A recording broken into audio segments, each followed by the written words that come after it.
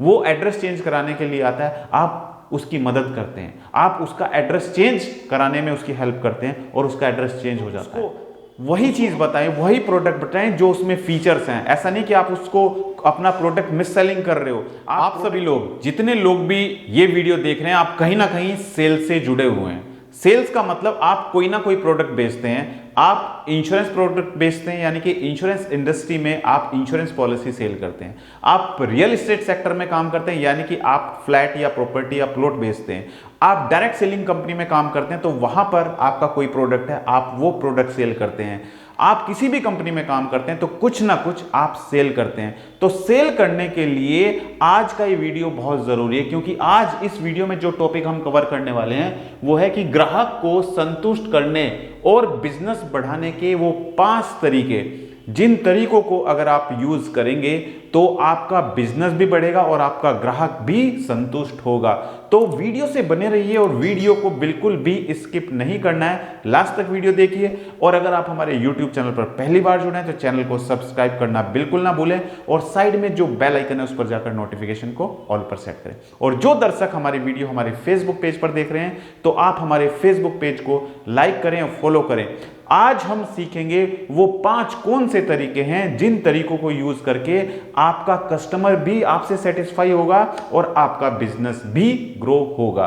क्योंकि आप जब कस्टमर के पास जाते हैं, कुछ ऐसी गलतियां होती हैं जो गलतियां आपके बिजनेस को आगे ले जाने के लिए रुकावटें पैदा करती हैं। ये सब बातें आप सीखेंगे तो आप किसी भी सेल्स में, कोई भी सेल्स आप करते हैं, कोई भी प्रोडक्ट आप सेल करते हैं तो आपका प्रोडक्ट अपने आप ऑटोमेटिक बिकेगा। तो सबसे पहले आज हम बात करते हैं, पहला पॉइंट है, ध्यान रख लीजिए और ध्यान से देखिएगा, और अगर आप चाहें तो आप अपने नोट्स भी बना सकते हैं। पहला तरीका है,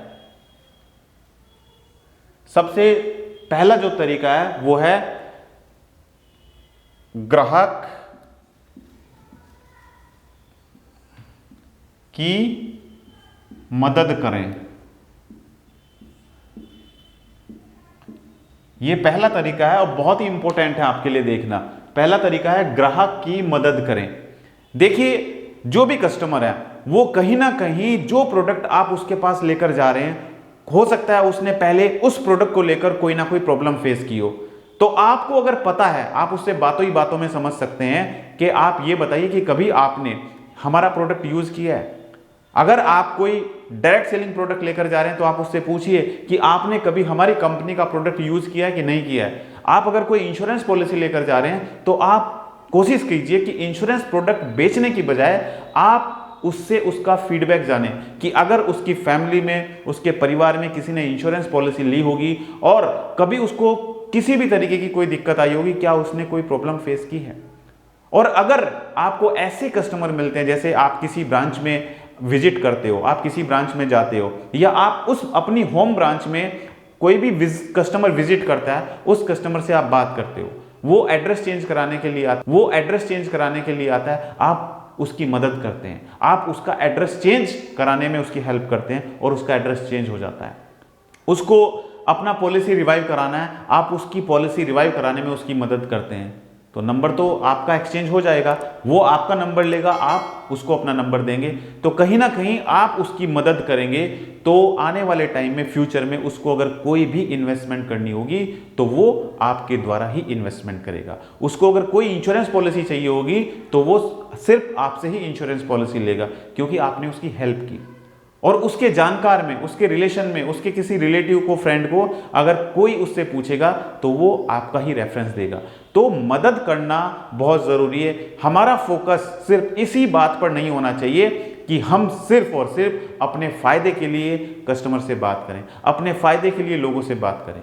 तो पॉइंट नंबर 2 है विश्वास और रिश्ते मजबूत करें। इसका मतलब यह हुआ कि जिन लोगों से अगर आप ट्रेवल कर रहे हैं, ट्रेवल करते हुए आपको रास्ते में कोई आदमी मिलता है, उससे आप वार्तालाप करते हैं, बात करते हैं, तो रिश्ते इतने मजबूत करें कि उसको आप पर विश्वास हो जाए और इन फ्यूचर उसको अगर इंश्योरेंस के बारे में या आपके जिस प्रोडक्ट में आप डील करते हैं उसके बारे में कोई भी इंफॉर्मेशन चाहिए तो वो आपसे ही कॉन्टैक्ट करे।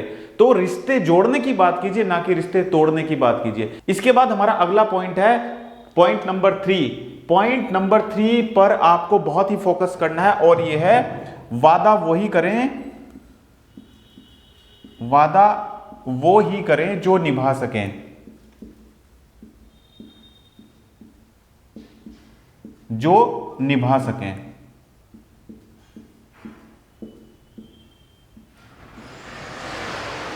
इसका मतलब यह हुआ कि आप अगर कोई प्रोडक्ट लेकर कस्टमर के पास जाते हैं तो उसको वही चीज बताएं, वही प्रोडक्ट बताएं जो उसमें फीचर्स हैं। ऐसा नहीं कि आप उसको अपना प्रोडक्ट मिस सेलिंग कर रहे हो, आप प्रोडक्ट की वो फीचर्स बता रहे हो जो उसमें है ही नहीं, आप उतने रिटर्न बता रहे हो जो उसमें अवेलेबल ही नहीं है।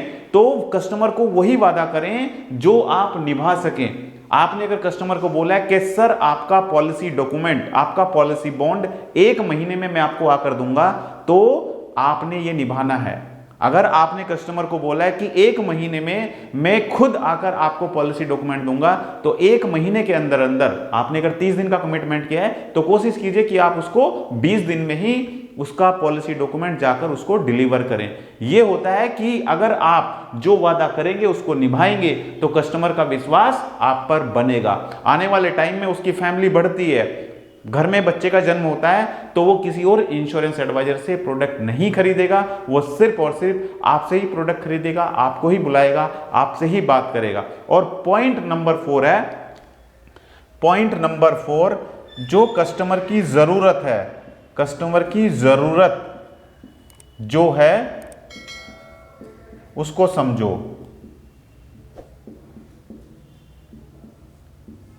जो कस्टमर की जरूरत है उसको समझो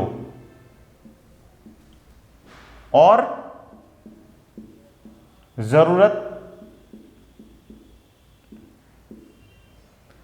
के अकॉर्डिंग ही उसको प्लान बताएं। जरूरत के अकॉर्डिंग ही प्लान बताएं।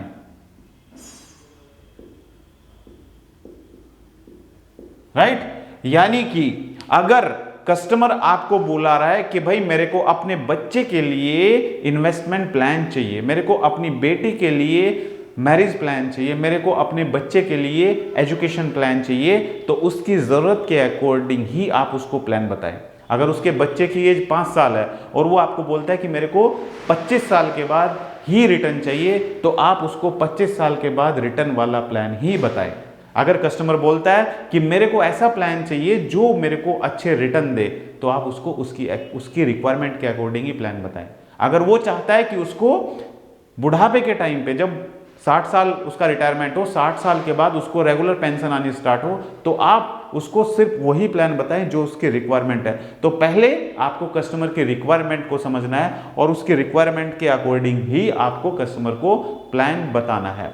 तो ये भी बहुत इंपॉर्टेंट पॉइंट है जो आप लोग गलती करते हैं, जो आप समझ नहीं पाते हैं कि कस्टमर की जरूरत क्या है, और बगैर जरूरत जाने आप कस्टमर को प्लान बताना स्टार्ट कर देते हैं। ऐसा बिल्कुल नहीं करना है। पहले आपको कस्टमर से उसकी नीड को समझना है कि उसकी नीड क्या है, उसकी फैमिली में कितने मेंबर हैं। अगर वो चाहता है अपनी वाइफ के फ्यूचर को सिक्योर करना, अगर वो चाहता है कि अगर कल भगवान ना करे उसको कुछ हो जाए तो उसकी फैमिली को, उसकी वाइफ को इनकम मिलती रहे, तो आप उसके अकॉर्डिंग उसको प्लान बताएं। अगर वो चाहता है कि उसके बच्चे के फ्यूचर के लिए उसको प्लान चाहिए, तो आप सिर्फ वही चीज उसको बताएं जो वो चाहता है। पॉइंट नंबर 5 बहुत इंपॉर्टेंट है दोस्तों, और ये पॉइंट नंबर 5 है फॉलो अप। यानी कि आप जिन लोगों से मिल चुके हो, अभी जो मैंने आपको बताया था कि ग्राहक की मदद करें, आपने ग्राहक की मदद तो की, आपने उसको अच्छे से उसकी मदद की, वो सेटिस्फाई भी हो जाता है, आप उसको अपना नंबर भी दे देते हैं और वो आपको अपना नंबर दे देता है, लेकिन आप उसको फोन ही नहीं करते हो, आप उससे बात ही नहीं करते हो। 1 महीने बाद वो भूल जाएगा, उसको याद ही नहीं रहेगा, आप उससे रेगुलर टच में ही नहीं रहते हो, आप उसको दिवाली होली पे ग्रीटिंग्स नहीं भेजते हो। क्या करेगा? इतने सारे फोन आते हैं, इतने फोन कॉल्स आते हैं इंश्योरेंस कंपनी के बारे में, इंश्योरेंस प्रोडक्ट के बारे में, कि वो भूल जाएगा कि आप कौन हैं। तो रेगुलर आपको उससे टच में रहना है। और जो आपके फॉलोअप्स हैं, किसी ने बोला है कि मेरे को 15 दिन के बाद फोन करना, तो आपका फर्ज बनता है कि आप उसको 15 दिन के बाद फोन करें। कोई आपको बोलता है कि दिवाली के बाद मेरा बोनस आने वाला है, तो दिवाली के बाद आप उससे कांटेक्ट कीजिए। यानी कि फॉलोअप बना के रखिए और फॉलोअप आप अपने कस्टमर को रेगुलर फॉलो करते रहे। तो ये जो 5 पॉइंट मैंने बताए दोस्तों, ये 5 पॉइंट वो पॉइंट हैं जो मैंने आपको हमारा मेन पॉइंट था वो है आज का टॉपिक, ग्राहक को संतुष्ट करने और बिजनेस बढ़ाने के 5 तरीके। ये वो 5 तरीके हैं जिससे आपका ग्राहक भी संतुष्ट होगा और आपके बिजनेस को आगे ले जाने के लिए ये 5 पॉइंट आपकी मदद करेंगे।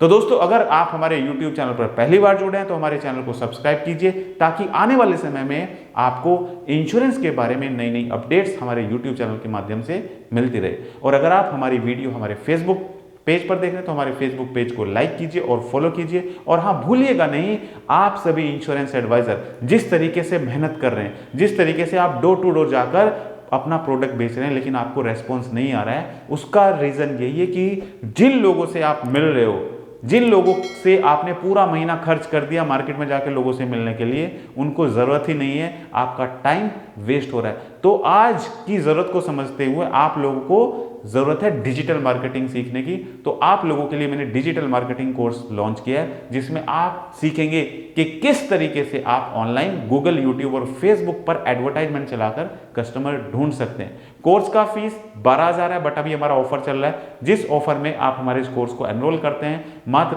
3,999 कोर्स का फीस है, आप ज्वाइन कर सकते हैं। ये कोर्स का फीस अभी जो अवेलेबल है ये है 30 मार्च तक। 30 मार्च तक आपको 3,999 पे करके इस कोर्स को आप एनरोल कर सकते हैं और 30 मार्च के बाद यानी कि अप्रैल से इस कोर्स की फीस बढ़ने वाली है। तो थैंक यू सो मच, बहुत बहुत धन्यवाद आप सभी का हमारी इस वीडियो से जुड़ने के लिए। Thank you so much.